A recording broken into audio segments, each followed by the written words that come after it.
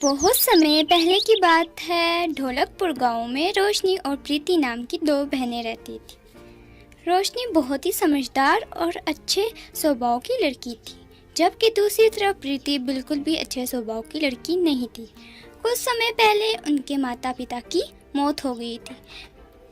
प्रीति बहुत ही चालाक और चतुर लड़की थी, इसलिए वह सारी प्रॉपर्टी, बैंक बैलेंस सब कुछ अपने नाम कर लेती है और रोशनी के नाम कुछ भी रहने नहीं देती। एक दिन रोशनी को कुछ पैसों की ज़रूरत पड़ती है। वो देखती है उसके अकाउंट में एक पैसा भी नहीं है। रोशनी प्रीति के पास जाती है और कहती है, प्रीति, तुम रोज़ाना इतना ज़्यादा खर्चा कहाँ से कर रही हो? कल तुम 50,000 की शॉपिंग करके आई थी, आज मुझे 10,000 की ज़रूरत पड़ी तो मेरे अकाउंट में एक भी रुपए नहीं थे। ऐसा क्यों? पिताजी ने तो हम दोनों के अकाउंट में बराबर ही पैसे डाले थे। ऐसा इसलिए क्योंकि मैंने अपनी चालाकी से तेरे अकाउंट के सब पैसे अपने अकाउंट में करवा लिए हैं और अब तेरे पास एक भी रुपए नहीं है। और इतना नहीं, घर की सारी प्रॉपर्टी भी मैंने अपने नाम कर ली है। तेरे पास रहने को घर भी नहीं है। अगर तू चाहती है तो इस घर में रहे और मैं तुझे धक्के मार के इस घर से ना निकालूं, तो चुपचाप मेरी नौकरानी बनकर इस घर में रह और जैसा मैं कुछ तुझसे कहूँ वैसे ही कुछ करना होगा। प्रीति, ये तो बहुत गलत बात है। तुम मेरे साथ कैसे कर सकती हो? देखो, मैं तुम्हारी बहन हूँ प्रीति। देखो प्रीति, ये गलत बात है। ऐसा करना नहीं चाहिए। जितना इस घर पर तुम्हारा हक है उतना ही मेरा हक है। मेरा हिस्सा मुझे दे दो और अपना हिस्सा अपने पास रख लो। 2 टके की नौकरानी मेरे सामने खड़ी हो रही है। रुक, तुझे मैं अभी सबक सिखाती हूँ। ऐसा कहकर प्रीति रोशनी की बहुत पिटाई करती है और इसे धक्के मारकर घर से बाहर निकाल देती है। रोशनी कुछ नहीं कर पाती क्योंकि उसके हाथ में कुछ नहीं था, ना ही उसके पास इतने पैसे थे कि वो नया घर खरीद सके। रोशनी इधर से उधर भटक रही थी। रोशनी एक झरने के पास बैठी रो रही थी। माँ, पिताजी, आप कहाँ चले गए? देखो, प्रीति ने मेरे साथ कैसे किया।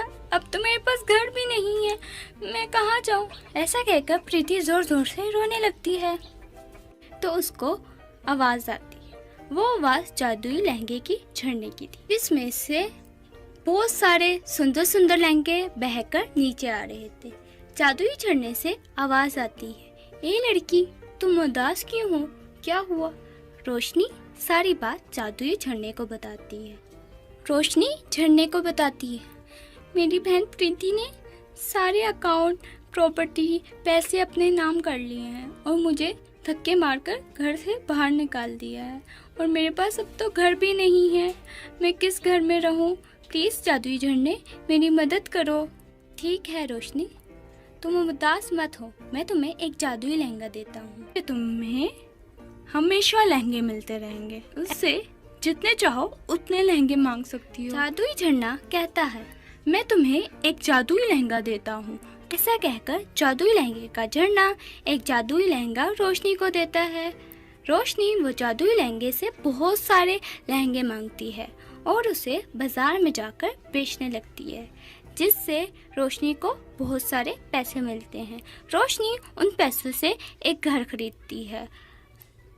रोशनी अब बहुत अमीर हो चुकी थी, जबकि प्रीति ने रोशनी को बर्बाद करने की लाख कोशिश की, लेकिन प्रीति रोशनी को उसकी अच्छाई की वजह से बर्बाद ना कर सकी और प्रीति अपनी बुरी आदतों से खुद सड़क पर आ जाती है और रोशनी एक आलीशान घर में ही खुशी खुशी अपना जीवन बिताने लगती है। दोस्तों, सिंड्रेला के जादुई झुमके। इसी गांव में सिंड्रेला नाम की लड़की अपनी सौतेली माँ विमला और सौतेली बहन कोमल के साथ रहती थी। विमला अपनी बेटी कोमल से बहुत प्यार करती थी, वहीं सिंड्रेला उसे एक आंख नहीं भाती थी। वह उसे घर का सारा काम कराती थी। एक दिन विमला और कोमल दोनों शॉपिंग पर जाती है। बाजार से कोमल अपने लिए सुंदर सुंदर झुमके लेकर आती है। इतनी सुंदर झुमके देखकर सिंड्रेला का भी दिल झुमके पहनने को करता है। वह अपनी माँ से बोलती है, माँ, कोमल के पास बहुत ज्यादा झुमके हैं, क्या मैं ले लूं? यह सुनकर उसकी माँ उस पर बहुत गुस्सा करती है। सिंड्रेला मायूस हो जाती है। वह एक दरख्त के नीचे बैठे रो रही होती है तो उसकी माँ की आत्मा प्रकट होती है। वह सारी बात अपनी माँ को बताती है। इसकी माँ उसको जादुई चुनकर देती है। वह झुमके जादुई थे। सिंड्रेला झुमकों से घर मांगती है और जंगल में रहने लगती है।